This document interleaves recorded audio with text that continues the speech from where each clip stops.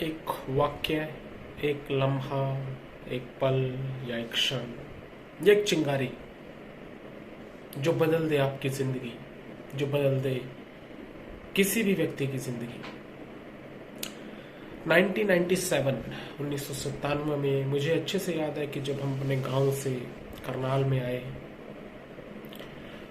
और पहली बार private school में जाने का मौका मिला, तो हमारे जो दादाजी थे, हम बाबा जी कहकर बुलाते थे, तो बाबा जी ने बोला कि भाई गांव के स्कूल में तो ये सब activities, thought of the day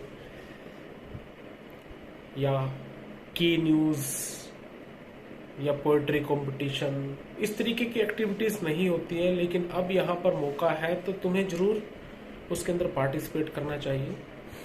और मैंने भी किसी भी आम बच्चे की तरह के हाँ हाँ बाबा ठीक है चल करेंगे।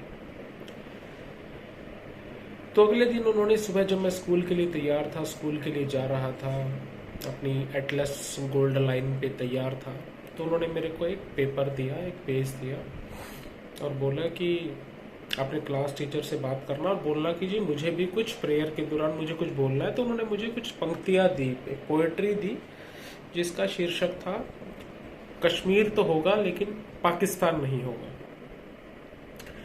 तो जब दोपहर को छुट्टी के बाद जब हम वापस लौटे तो करनाल में जहाँ भी हम रहते थे वहाँ पे भी गांव के टाइप का ही माहौल। तो वहाँ पे एक बड़े से जामुन के पेड़ के नीचे बाबा जी भी और उनके कुछ साथी ताश खेल रहे थे। तो जैसे ही वहाँ पे पहुंचा मैंने साइकिल खड़ी की, तो जो बाबा जी थे उन्होंने आवाज़ लगाई, वो ऋषिराज कहकर बुलाते थे मुझे। तो उन्होंने बोला कि ऋषिराज। तो मैं उनके पास गया, उन्होंने मेरे से पूछा कि हाँ जो मैंने दिया था पेपर वो बोला आज स्कूल में। और मैंने झूठे से ही मैंने बोला कि हाँ बाबा जी बोला था, लेकिन बाबा तो बाप है, बाप का बाप। उनके समझ में आ गई कि हाँ ये झूठ बोल रहा है। तो ताश खेलने वाले 4 लोग ताश खेलने वाले होते हैं, 4 5 6 लोग, और उनके साथ बैठते हैं। दोपहर का समय, जामुन के पेड़ के नीचे बैठे। तो उन्होंने मेरे को वहीं पे बोला कि ठीक है यहाँ पे बोल के सुना। मैं थोड़ा सा हिचकिचाया, उन्होंने मेरे को प्रोत्साहित किया कि कोई बात नहीं बोलो, जैसे कि देख के बोलो। तो पहला ऐसा इंस्टेंट था कि जब मैंने एक 8-10 लोगों के सामने एक पोएट्री पढ़ी या बोली, देख के बोली, और मैंने इसको एक पाठ की तरह, जैसे हम क्लास में कोई पाठ पढ़ देते हैं, इस तरीके से पढ़ा। तो उन्होंने प्रोत्साहित किया, गुड, अच्छा है। बाकी सभी बुजुर्गों ने भी बोला कि वेरी गुड, बहुत अच्छा है।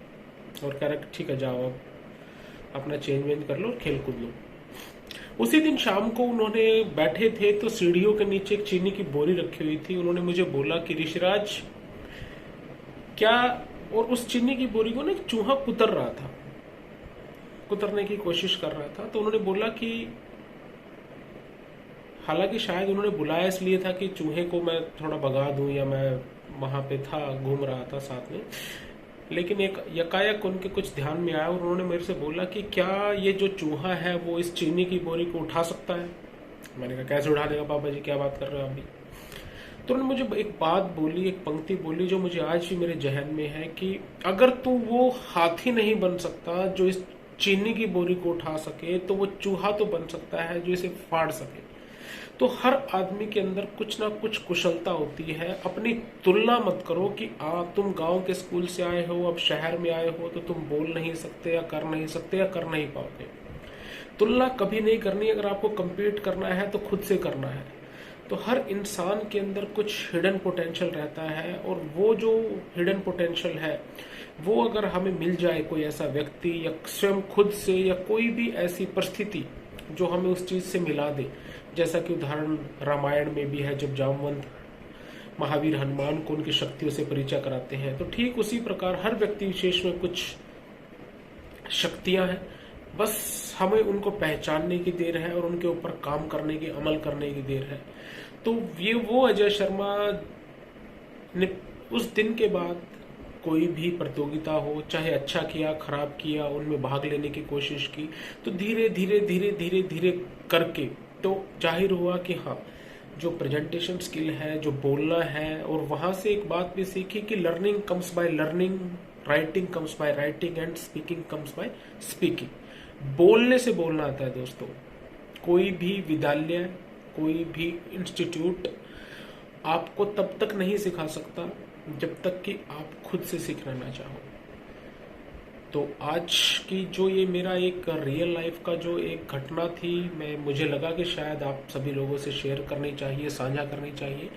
और इन चीज़ों पे अमल कीजिए, अपनी शक्ति को, अपने अंदर आपके जो पोटेंशियल है उसको पहचानिए, उसके ऊपर काम करने की कोशिश कीजिए। हालांकि आज स्वास्थ्य ठीक नहीं था, थोड़ा माइल्ड फीवर से भी और कोल्ड से मैं गुजर रहा था, लेकिन हाँ मेरे दिमाग में, मेरे जहन में आई तो मुझे लगा कि हाँ यार ये जो घटना है ज़रूर शेयर करनी चाहिए, अभी नहीं तो कभी नहीं।